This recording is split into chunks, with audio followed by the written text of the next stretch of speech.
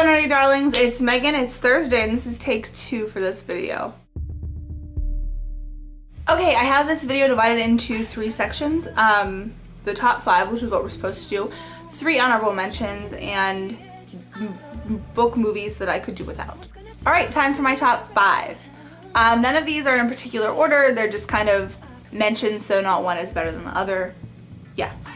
First, Princess Diaries. I read these in middle school, the whole series, and whenever they made the first movie, I thought that they did a really good job. I was a huge fan. I would highly recommend reading both the Princess Diaries series and watching the Princess Diaries movies. I think the first is a little bit better than the second. Whatever. Also, they have Anne Hathaway in them, so if you love Anne Hathaway as much as I do, you'll really like it. Alright. Second, Ender's Game.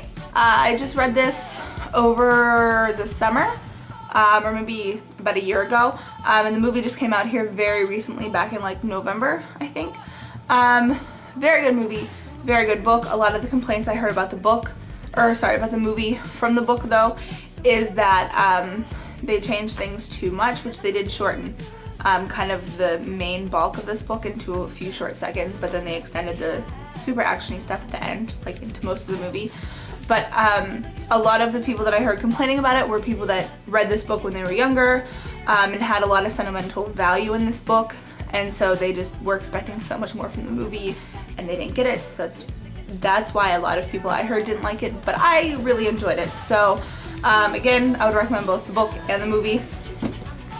Number 3 is one that Deanna actually mentioned, but she mentioned it in a negative light, and I'm here to mention it in a positive light. The Great Gatsby. I thought they did pretty well with it. One of my favorite parts was the soundtrack, actually. I think that's one of the reasons why I think it's really awesome, because the soundtrack was phenomenal, but also it had Leonardo DiCaprio in it. I love Leonardo DiCaprio. I have loved him since Titanic when I was like 5 and didn't know what a crush was. I was all about Leo, so I'm still all about him. So casting him as Jay Gatsby is an instant way to make me like this. But also I thought that they followed the content and everything pretty good. Alright, so number 4 is going to be Watchmen, which is actually a graphic novel, not like a normal book. So I hope that's okay. Whatever.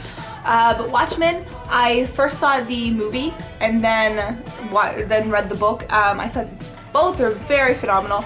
And the really cool thing about the movie is that for the most part it follows it pretty much like frame for frame for frame, for word, every word for dialogue. It's really, really close. And then towards the end, the book has one ending and the movie has a completely different ending. But both of them work and are completely plausible with all of the, with everything that all of the previous material before it. I don't know, I thought it was really good. Again, I would recommend both Watchmen the movie and Watchmen the graphic novel. It's fantastic. I actually really, really like Watchmen. It's what got me into a lot of just reading more graphic novels and comics and stuff in general. So Watchmen, do it. It's really fantastic. You'll thank me later.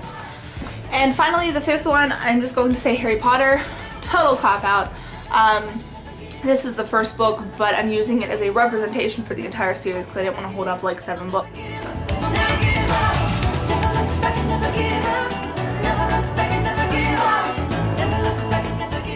Mary, it was wonderful seeing you last Friday. It'll be wonderful seeing you tomorrow. Everybody else, it has been fantastic seeing you this past week and hearing about your take on movies and books and stuff. Yeah.